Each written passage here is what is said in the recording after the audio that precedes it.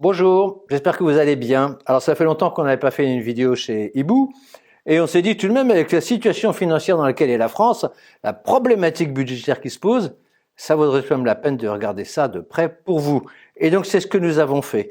Alors voilà, je vous ai mis ici la dette de la France depuis l'entrée de la zone euro, c'est-à-dire à peu près l'an 2000, pour faire plus simple. Et donc vous voyez que c'est un graphique très fortement haussier, on croirait le Nasdaq. C'est vraiment très, très impressionnant. Et ici, vous avez le graphique des comptes publics français, voilà, savoir si son excédent ou en déficit depuis 1974, premier choc pétrolier, et vous voyez que la France est en déficit depuis quasiment constant depuis 1974, et depuis l'arrivée de la gauche au pouvoir en 1981, eh ben, on a un déficit qui est entre moins 3 et moins 4% du produit intérieur brut, c'est considérable, quel que soit le gouvernement. Voilà. Et c'est une moyenne, parce que vous voyez qu'il y a des pics basses, je vous les ai mis, parce que on a connu 3 fléaux en France au cours des 50 dernières années. Le premier fléau, c'est Trichet, quand il était gouverneur de la Banque centrale française. Il a monté les taux de manière ridicule au début des années 90, ce qui a eu pour conséquence de désindustrialiser la France, parce qu'il y a à peu près un tiers des PME qui sont passés à l'as, tout ça parce qu'ils voulaient suivre les taux allemands, alors qu'il y avait les réunifications allemandes et que les Allemands étaient obligés de monter les taux. Donc, erreur majeure de politique économique. Deuxième grand choc, c'est la crise des subprimes. Voilà. Et troisième grand choc, c'est le Covid. Voilà. C'est les trois grands chocs qu'on a connus. Et donc, on a ces trois flèches vers le bas. Mais sinon, on est entre moins 3 et moins 4% de déficit en conjoncture normale. Voilà. Ce qui est vraiment problématique parce qu'en plus, on a un déficit primaire, c'est-à-dire avant remboursement des intérêts de la dette. Et comme vous le voyez ici, sur ce graphique qui date d'à peu près, pas à peu près en même temps, en 1978, un tout petit peu plus tard que l'autre, tout ça, c'est des graphiques, si vous voulez, qu'on a trouvé, c'est aussi de la Banque de France ou de la Banque Centrale Européenne ou de l'INSEE. Donc, c'est extrêmement documenté. Et vous voyez que ici, vous avez les recettes françaises, c'est-à-dire les impôts, vous voyez qu'elles n'arrêtent pas d'augmenter. Et on vous a mis ici le taux de prélèvement obligatoire des impôts sur le PIB en 1978 et puis aujourd'hui. Et en 1978, on était déjà très élevé à 43%, et aujourd'hui, on est à 53%. On a fait 10% d'augmentation d'impôts en plus, et ça n'a absolument pas empêché la dette de monter, comme vous l'avez vu dans le graphique précédent. Et donc, on peut dire, si vous voulez, de manière assez claire, que augmenter les impôts ne réduit pas la dette. Voilà. Ça sert à rien d'augmenter les impôts, ça réduit pas la dette. Voilà. Et bien, malgré ça, personne ne l'a entendu. Tous les gouvernements, quasiment tous, ont augmenté les impôts, à tel point que ici vous avez un graphique, une carte de l'Europe, vous voyez comme c'est beau, et vous voyez que plus c'est foncé, plus il y a d'impôts. La France est parmi les quelques pays qui ont le plus d'impôts en Europe, alors que l'Europe est parmi toutes les zones économiques du monde celle qui a le plus d'impôts déjà. Donc, vous voyez, c'est considérable. Et si on regarde les impôts français, ici, vous avez une représentation par, qu'est-ce qui dépense de l'argent qui donc génère des impôts. Vous voyez que les deux principales hausses, c'est en vert la sécurité sociale et en jaune les collectivités locales. Voilà. Ce sont ces deux parts du budget, des dépenses françaises qui ont le plus augmenté depuis 1974. Et si on regarde le nombre de personnes employées par l'administration publique, l'éducation, etc., les hôpitaux, la fonction publique si vous voulez, on vous l'a mis ici, c'est un graphique de la BCE comparé en bleu ciel, si vous voulez, en bleu clair, la petite ligne en bleu clair, c'est la France, et la ligne en bleu foncé, c'est l'Europe. Voilà, la moyenne européenne, et vous voyez qu'on est très au-dessus. Voilà. Et ça depuis maintenant des décennies. Alors, c'est pour ça que c'est intéressant d'aller regarder un peu plus près ces dépenses, puisqu'on est très au-dessus. Et donc, on a toujours sur le site de la BCE détaillé un certain nombre de grandes dépenses. Donc, vous voyez, on vous a mis une flèche orange là où il y avait la France. Donc, c'est le classement. Plus on est haut, plus on dépense d'argent. Et vous voyez, ce qui est intéressant, c'est que la France, elle est haute à peu près partout. Elle n'est pas toujours première, mais elle est partout, elle est haute. Elle dépense le plus d'argent à la fois dans la santé. Vous voyez, on est le troisième plus grand dépensier de toute l'Europe. Dans l'éducation, vous voyez, la ligne bleu foncé, c'est la moyenne. Donc, quand on est au-dessus, on est au-dessus de la moyenne. Voilà. De la politique contre le chômage ou l'indemnisation du chômage, on est de très très très loin celui qui dépense le plus. Voilà, le housing, c'est-à-dire l'aide à la maison, les aides pour le logement, les fameuses APL, etc. On est le deuxième plus grand dépensier. Et finalement, il y a un seul endroit où on dépense moins que la moyenne, c'est dans ce qu'on appelle Public Order and Safety. Voilà, l'ordre public, la sécurité. C'est là où on dépense le moins. Voilà. Et donc, si on fait la moyenne de tout ça, on vous a mis la protection sociale en général, et ben la France est à 23,8% de dépenses du PNB. Voilà, c'est considérable. La moyenne européenne est à 19,4%. On est très très loin les plus dépensiers. Et à ça s'ajoute, de manière complémentaire, le poids des retraites en France. Il représente 14% du PIB. Voilà, on vous l'a mis ici. Et vous voyez, on vous a mis tous les pays de l'Europe. Enfin, là aussi, c'est un graphique de la Banque Centrale Européenne. Et vous voyez que la France est troisième. Il n'est dépassé que par l'Italie et la Grèce. Voilà. Mais très très loin devant la plupart des autres pays. Et si vous voulez, c'est un problème parce que malgré tout cet argent qu'on dépense, 14% du produit intérieur brut, voilà les projections qui sont faites par les différents organismes qui s'occupent des projections de retraite, notamment le corps, et vous voyez que on va rentrer en déficit à partir de 2025 de manière assez significative, malgré l'importante retraite d'Elisabeth Borne. Voilà, ça n'empêche pas de passer de moins 0,4% du PIB en déficit à moins 0,8 prévu à l'horizon 2070. Année après année, on va accumuler là aussi des déficits. Alors qu'on vous a mis le taux effectif de cotisation de la retraite en pourcentage du revenu moyen. C'est-à-dire combien est-ce que les Français cotisent pour la retraite par répartition? On est le pays qui quasiment cotise le plus. On est distancé que par la Tchéquie et l'Italie. Vous voyez, tous les autres pays d'Europe sont loin derrière nous. Donc, malgré tout ça, on va accumuler encore des déficits. Et si on regarde la pension, on peut se dire au moins on a une très belle pension. Si on regarde la pension moyenne de l'ensemble des retraités relative aux revenus d'activité moyen, ça, ce sont à nouveau des projections qui sont faites par des organismes publics. Et donc, vous voyez qu'on va passer de, même si c'est un graphique qu'on a trouvé sur le merveilleux site de l'IFRAP, vous voyez qu'on va passer d'à peu près 51,4%. Ça veut dire qu'aujourd'hui, les retraités ont plus de revenus que les gens qui travaillent, que le revenu moyen d'activité. Mais on va passer à 42% en raison de 2070. Voilà.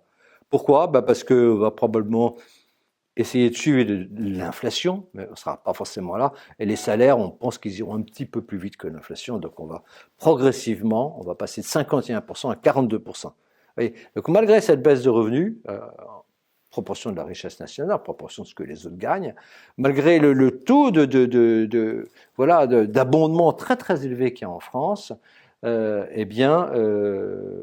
on va être en déficit jusqu'en 2070, et malgré la nouvelle réforme. Et pourquoi? Parce qu'on vous a mis ici le ratio démographique, vous voyez, on était à 2,1 personnes actives pour une personne à la retraite en 2000, donc hier, il y a 24 ans. Aujourd'hui, on est à 1,7 et on sera en 2070 à 1,4. C'est-à-dire que pour 1,4 personnes qui travaillent, il faudra faire vivre une personne à la retraite. Voilà. Alors évidemment, c'est considérable. C'est considérable et ça génère, comme rien n'a été prévu depuis des décennies par les différents gouvernements. Au contraire, puisque Mitterrand, quand il est arrivé, la première chose qu'il a faite, c'est défoncer le régime de retraite en le passant à 60 ans, au lieu de dire on va mettre un peu d'argent de côté, on va capitaliser, on va faire un fonds de retraite. Bon, rien n'a été prévu. Et donc voilà, les actifs de demain, c'est-à-dire pour moi, mes enfants, et mes petits-enfants derrière, c'est eux qui vont trimer pour payer les retraites des retraités qui n'ont rien prévu, c'est-à-dire ma génération malheureusement. Alors, on pourrait se dire, c'est vrai, la France dépense beaucoup pour la sécurité sociale, pour les retraites, etc. Mais au moins, on a un bon revenu par habitant. Non, je vous ai mis ici le graphique toujours de la BCE sur le produit intérieur brut, donc avant impôt en plus, par habitant. Vous voyez, je vous ai mis une flèche. On est dans la moyenne, on est dans le peloton. On n'est pas encore sorti baisse du peloton, mais on est dans le peloton.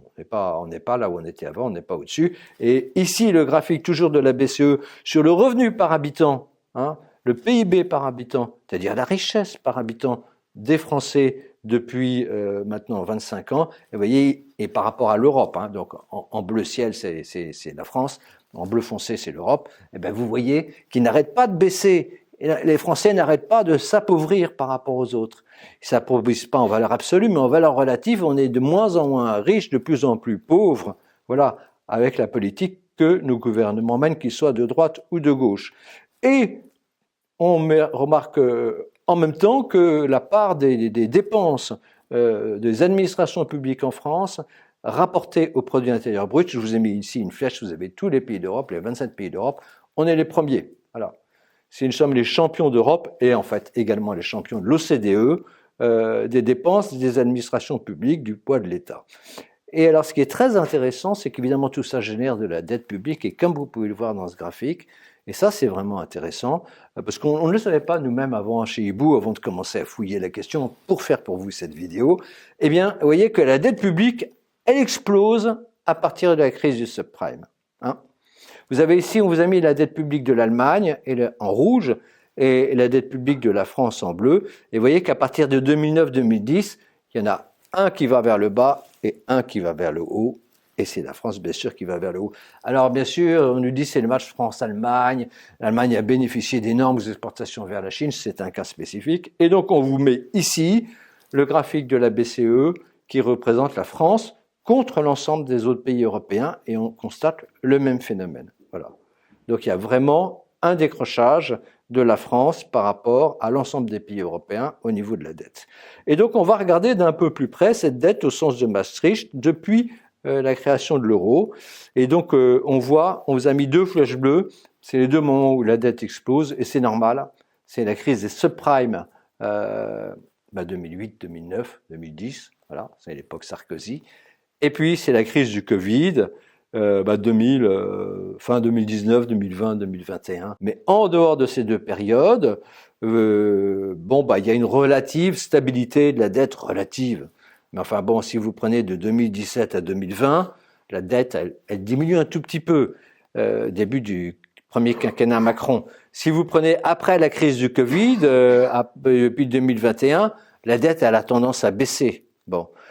Si vous prenez avant la crise du subprime, il y a une forte montée 2003-2004, mais après, c'est Sarkozy qui arrive au pouvoir, c'est tenu jusqu'à la crise des subprimes. Donc la grande exception, finalement, c'est la période Hollande. Hein. Et donc vous voyez, ça correspond au décrochage 2008-2009. Hollande, il arrive au pouvoir en 2012.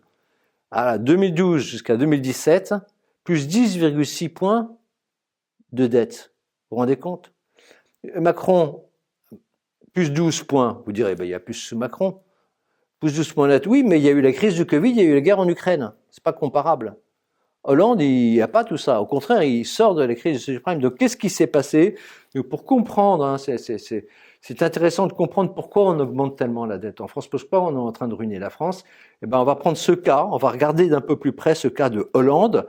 Comment est-ce qu'il a réussi à mettre la France dans une très mauvaise, augmenter la dette de 10 points, ce qui est considérable, alors que la conjoncture, on sort de 2012, on sort des crises budgétaires européennes, on est sorti des crises de subprime. Et donc, on vous met ici le déficit des administrations publiques, au sens de Maastricht, en pourcentage depuis 1974.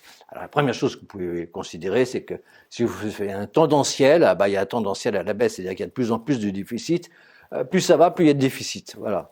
Même s'il y a des remontées des périodes de remontée, c'est une espèce de sinusoïdale qui va vers la baisse. Donc déjà ça, c'est très inquiétant. Et si vous regardez, on vous a mis ici une flèche verte avec le quinquennat de Hollande. Vous voyez, il démarre à 4,1% de déficit, je dirais même moins 5% de déficit, et il termine à 3,6%.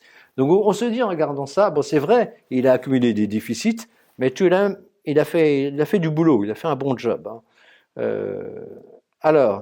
On vous a mis ici le déficit public de manière plus précise. Vous voyez, 4,8% en 2012, 4,1% en 2013, et puis ensuite chaque année 3,9, 3,5, 3,4. Donc il a accumulé du déficit, mais il l'a tout de même réduit. Vous voyez, jugement un peu mitigé. Si on regarde la croissance, bon, 0,3% en 2012, 0,6% en 2013, 1% en 2014, 1,1% en 2015 et 2016. Voilà, croissance très faible.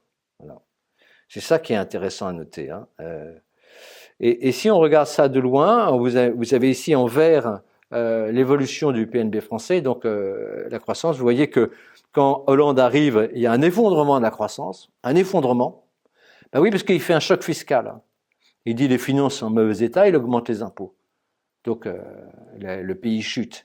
Et ensuite, ça remonte progressivement. Et puis à la fin, il y a un début d'envolée parce qu'il comprend, c'est un homme intelligent, hein, il comprend et il s'est dit, je vais faire une politique de l'offre, malgré l'opposition de beaucoup de socialistes.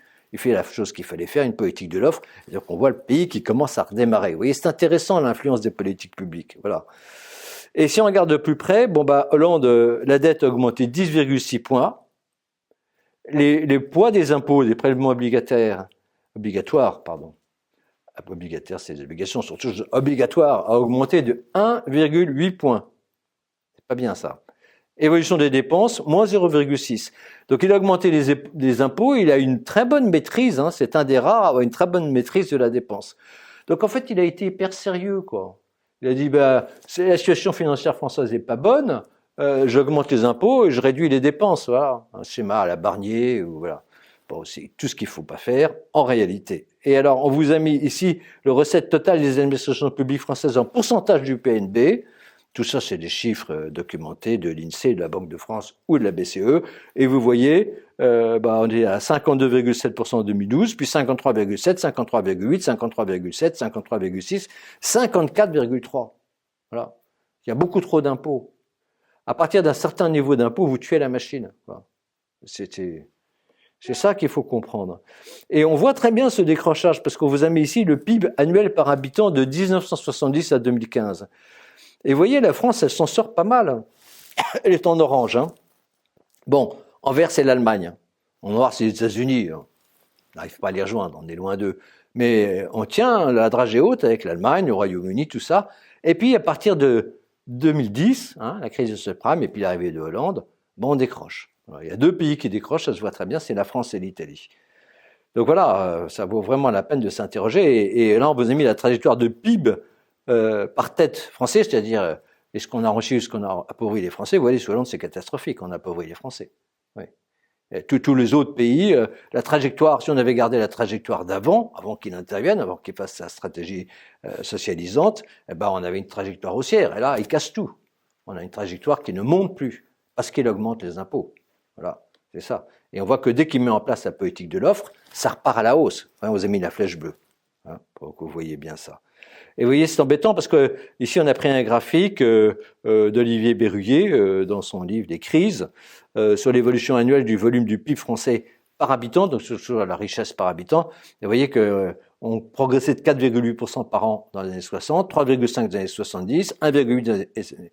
Vous voyez, on n'arrête pas de baisser, on descend les marches. La France, progressivement, descend marche après marche vers le déclin et vers l'appauvrissement des Français.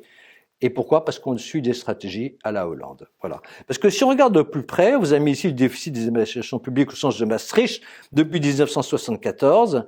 Eh bien, vous voyez, on vous a mis les trois pics, les trois moments où on remonte, où on va en dessous de 3% du déficit. Il faut savoir que quand on fait moins de 3% du déficit, pour faire simple, on commence à réduire la dette. Voilà. Eh bien, ces trois moments, 1900, à la fin des années 2000, à la fin, en 2007, et juste avant la crise du Covid en 2017, eh bien, il n'y a plus de 2% de croissance. À chaque fois qu'il y a une réduction de la dette, à chaque fois que c'est parce qu'il n'y a plus de 2% de croissance. Et là, on vous a mis un graphique, la croissance du PIB réel. On voyait en 2010, enfin, juste avant la crise, et puis en 2017, vous voyez, ces deux périodes de forte croissance. Donc, on peut dire que, en fait, la stratégie pour sortir la France de l'ornière, c'est de viser une croissance de plus de 2%. Si vous avez plus de 2% de croissance, les Français s'enrichissent, la dette diminue, et donc le poids des impôts en pourcentage du produit intérieur brut diminue. Et donc, comme on a le pays qui a le plus d'impôts, c'est comme si on demandait à quelqu'un de courir. Alors, on dit, vous allez courir contre eux autres parce qu'on est dans une compétition mondiale. européenne et mondiale. On dit, vous allez courir contre les autres, mais on vous met un sac à dos, on vous met des pierres dedans. Voilà. Et vous avez beaucoup plus de pierres que le voisin. Voilà. Donc, si on a plus de 2% de croissance, on commence à retirer quelques pierres. On peut commencer à courir plus vite. On va trouver de la résilience. Vous voyez comme c'est vraiment important. Alors, si on regarde comment est-ce qu'on peut avoir plus de 2% de croissance, et donc on va regarder la contribution des principaux agrégats à la croissance du produit intérieur brut. C'est un tableau de l'INSEE. Et vous voyez, c'est très intéressant. On vous a mis une petite flèche pour l'année 2017, qui est une année excellente, hein, parce qu'on fait 2,3, 2,4% de croissance. C'est idéal. C'est pas trop, ça génère pas des surtensions. Ça permet de réduire le déficit, de réduire la dette, d'enrichir les Français. Voilà. Et vous voyez, c'est une année où vous avez les différents facteurs de production. Donc, si vous voulez, vous avez la consommation en bleu foncé, vous avez l'investissement en jaune, vous avez ensuite le solde du commerce extérieur et bon, l'évolution des stocks. L'évolution des stocks, c'est un petit peu plus compliqué. Mais disons que pour que ça marche, il faut que surtout les deux principaux agrégats, qui sont la consommation et l'investissement, marchent. Voilà. Et si la consommation et l'investissement marchent, ce qui est le cas en 2017, vous avez plus de 2% de croissance. Donc je dirais que si on veut réussir, il faut viser ça. Voilà. C'est ça l'objectif. Alors, on n'est pas les deux pieds dans le même sabot en France tout de même. On pourrait y arriver. Je vais vous montrer quelques graphiques tirés de la BCE. Vous avez ici le taux d'emploi, c'est-à-dire combien de personnes travaillent en pourcentage de la population active. Et vous avez en bleu marine l'Europe et en bleu ciel la France. Alors bon, la France était en avant parce qu'il y avait toute l'Europe du Sud où ça marchait pas. Bon, l'Europe du Sud s'est réformée à la suite des crises de 2012. Vous voyez que l'Europe a maintenant dépassé la France. Mais voilà, depuis quelques années tout de même, vous voyez, la France est repartie à la hausse. Voilà, donc on a une amélioration du taux d'emploi, ce qui est quand même une des conditions pour avoir un peu plus de croissance. Si on regarde le taux d'inflation, là aussi bleu foncé l'Europe, bleu ciel la France, eh ben vous voyez que la France qui était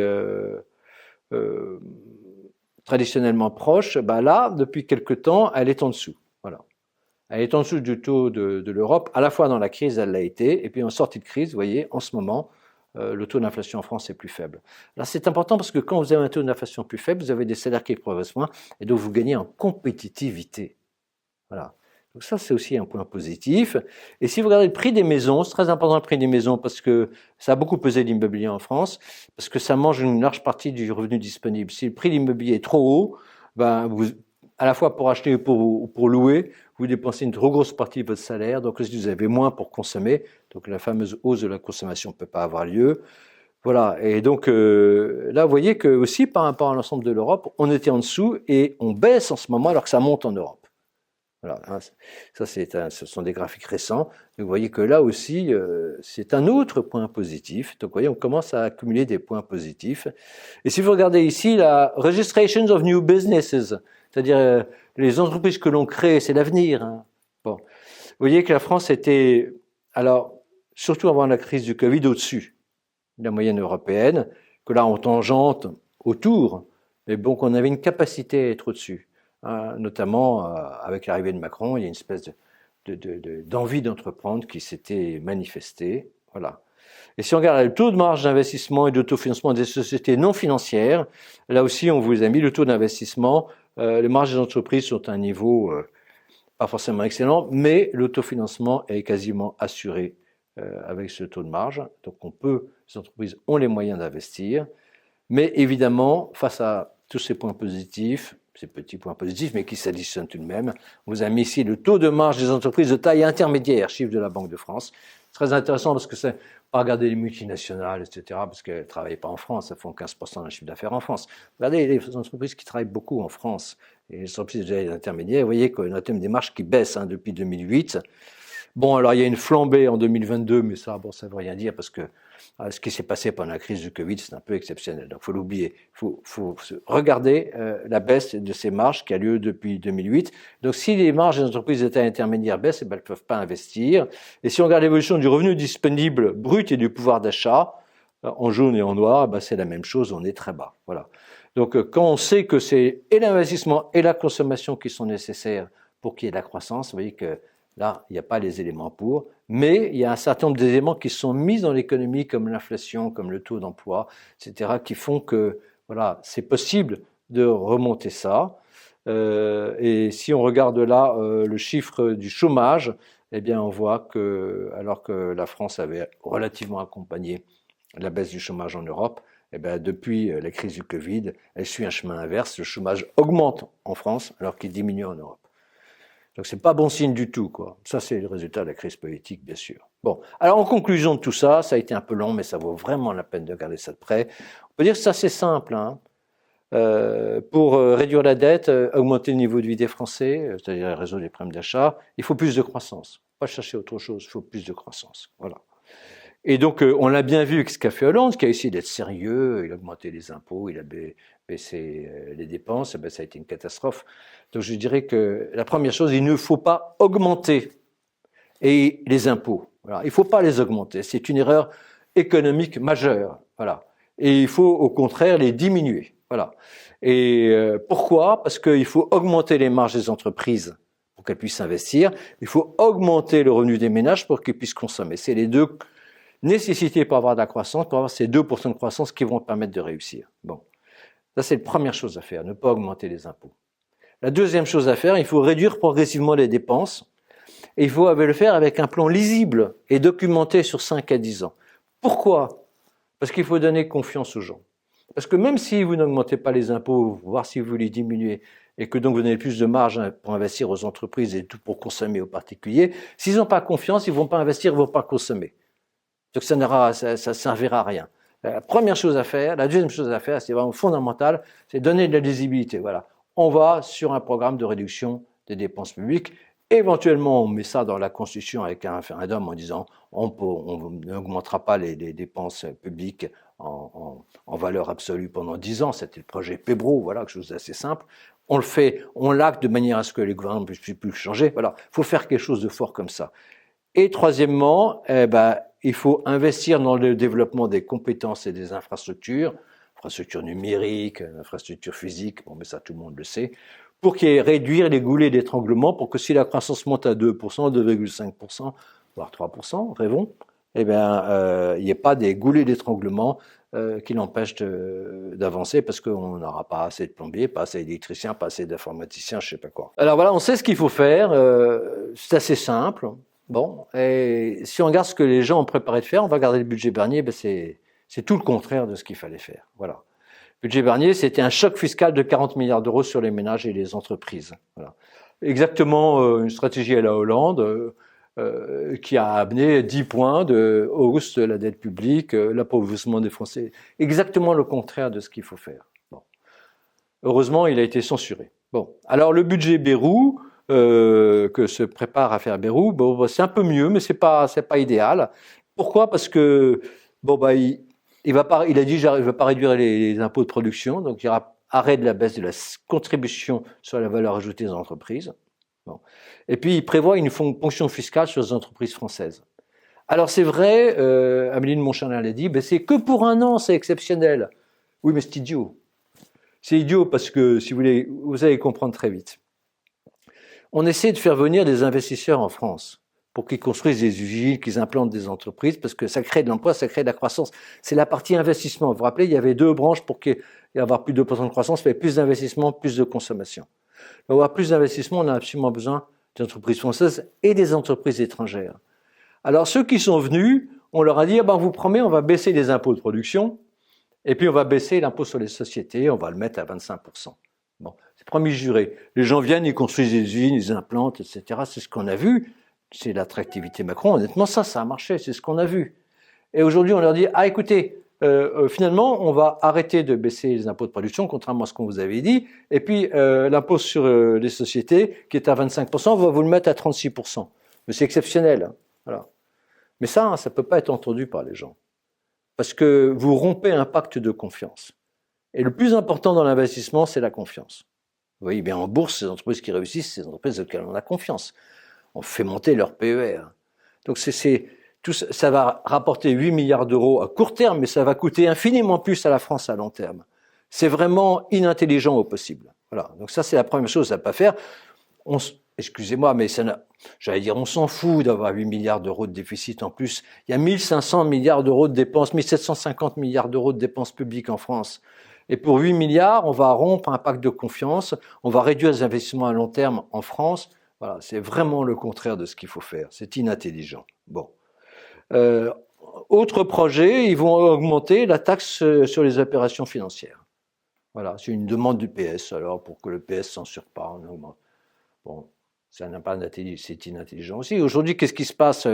Londres est sortie de l'Europe, donc Londres, qui était la place financière de l'Europe, elle s'est fragilisée. Donc on peut construire une place financière importante en France. Ben, c'est pas le moment de mettre des taxes sur les opérations financières. Il faut être complètement en dehors de réalité du monde. On a tout intérêt en France à ce que Paris devienne une place financière essentielle de l'Europe. Donc, faut pas mettre des impôts. On peut pas dire aux gens, venez travailler en France, on va vous taxer. Enfin, n'importe qui peut comprendre ça, c'est pas polytechnique. Bon, ensuite, on va taxer les mutuelles. Bon, bah, taxer les mutuelles, parce que là aussi, ça va réduire la richesse des Français. On va augmenter de 0,5% les frais de notaire. Voilà, c'est de nouveaux impôts aussi. Et puis, il y a des rétropédalages sur les économies essentielles. Voilà. Les collectivités locales, vous savez, vous vous rappelez du graphique, ces collectivités locales sont parmi celles qui ont le plus augmenté leurs dépenses depuis dans les dernières décennies. Ben, on leur demande un effort de 5 milliards, il va être réduit à 2 milliards. Voilà. Les fonctionnaires. On a eu un très très bon ministre qui était Guillaume Casparian, qui a été un excellent ministre du logement, qui ensuite a été ministre de la fonction publique. Il a vraiment, c'est un homme extrêmement courageux. Il a proposé exactement ce qu'il fallait faire. Et il a dit, bon, bah, écoutez, voilà ce qui se passe avec les fonctionnaires. C'est il y a le taux d'absentéisme est d'abord beaucoup plus élevé que dans le privé. Et en plus, il n'arrête pas d'augmenter. Donc, pour le réduire, on va dire que, bah, comme dans le privé, bah, les 3 premiers jours de maladie, ne seront pas remboursés. Donc, ça veut dire 2 jours de carence supplémentaires sur les arrêts maladie. Voilà. Et le gouvernement actuel revient là-dessus.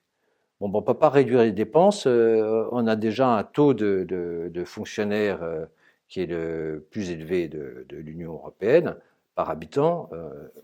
Voilà, au moins qu'ils soient actifs, quoi. Bon. Donc, c'est vrai que le budget Bayrou, est-ce qu'il se présente, il est moins grave que le budget Barnier, mais il comporte encore beaucoup d'erreurs de politique économique. Et donc, on n'est pas encore sur la voie pour en sortir. Mais voilà, il y a des pistes tout de même de réduction des dépenses de l'État, données par Amélie de Montchalin, qui restent faibles, mais qui seront peut-être durables. Et puis, il y a une promesse de non-durabilité des hausses d'impôts. Voilà, il faut espérer que tout ça sera bon. Mais ce qui est sûr, c'est que on ne peut pas passer sur des alliances à l'Assemblée avec des partis dépensiers pour résoudre les problèmes d'appauvrissement général des Français et de manque de croissance en France. Voilà. J'espère que cette vidéo vous aura plu, qu'elle vous aidera, qu'elle ne vous retirera pas tout votre optimisme. Et à très bientôt avec l'équipe Hibou.